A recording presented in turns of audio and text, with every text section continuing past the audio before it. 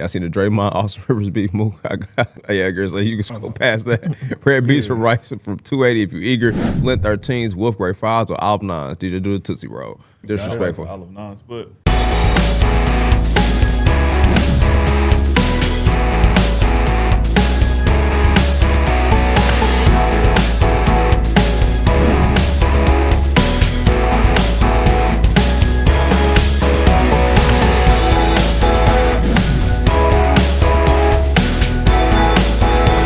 What if one of the closest Rookie of the Year races in recent memory didn't actually crown the right winner?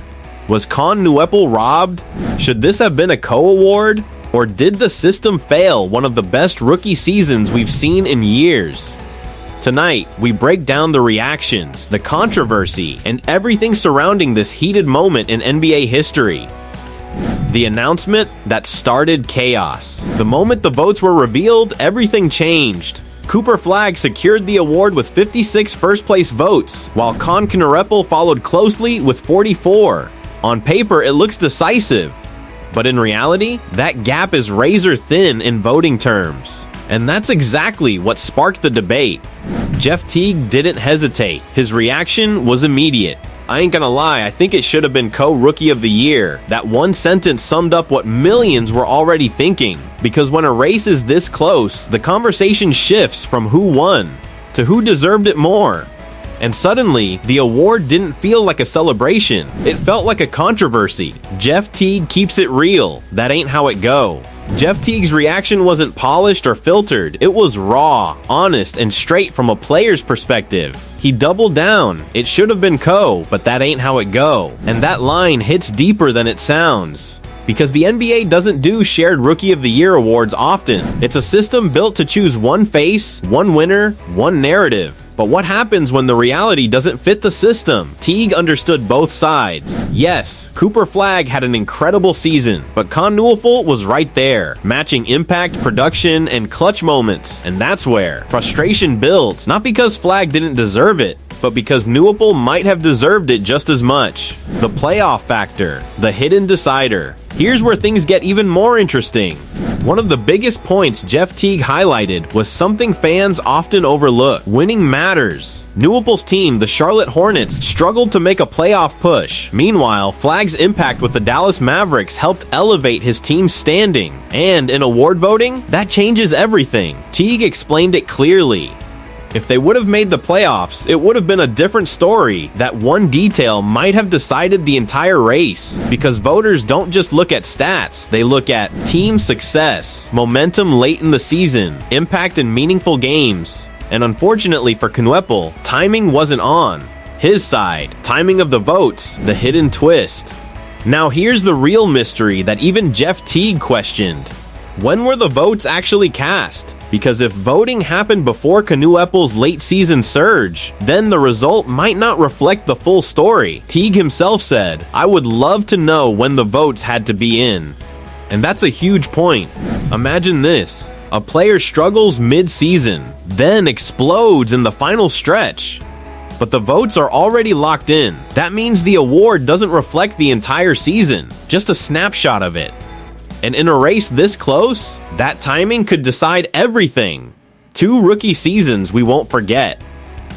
Despite the controversy, one thing is undeniable. Both Cooper Flagg and Con Nuepel delivered elite rookie seasons. Let's break it down. Cooper Flagg, consistent impact all season, strong defensive presence, key contributor to team success, delivered when it mattered most. Con Nuepel, explosive scoring ability, game-changing moments, late-season dominance, carried heavy responsibility. Jeff Teague gave credit where it's due. 2 great rookie seasons, man. And that's the truth. This wasn't a case of one player dominating and the other trailing. This was 2 stars rising at the same time, and only one could win.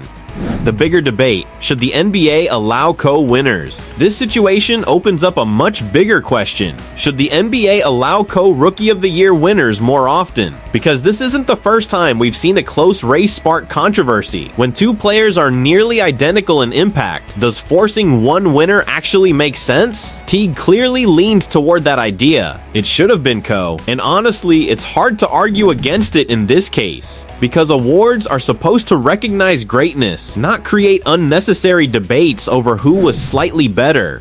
The future. This rivalry is just beginning.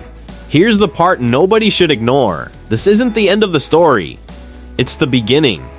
Cooper Flagg versus Con Nuepel is shaping up to be one of the most exciting rivalries in the NBA's future. Think about it. Two elite talents, drafted into different situations, competing for the same spotlight. Already tied together by controversy, moments like this don't fade. They fuel careers. Every matchup between the Mavericks and Hornets will now carry extra weight. Every stat line will be compared. Every highlight will be debated. And deep down, both players know this race isn't over. Jeff Teague's other takes. While reacting, Jeff Teague didn't stop at Rookie of the Year. He also dropped opinions on LeBron James and whether he can tap into his 2013 form again. Predictions for playoff matchups, confidence or lack of it in certain teams. The brutal reality of aging in the NBA. One quote stood out, "You old as hell, bro. It's over." Harsh? Maybe. Real? Definitely. And that's why fans love reactions like this.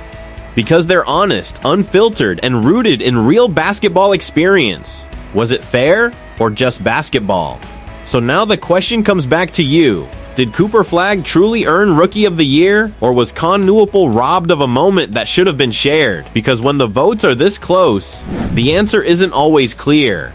But one thing is certain, this debate isn't going away anytime soon. And the next time these two step on the court together, it won't just be another game. It'll be personal. If you enjoyed this video, make sure to like, subscribe, and watch the full video for more insane NBA reactions and debates.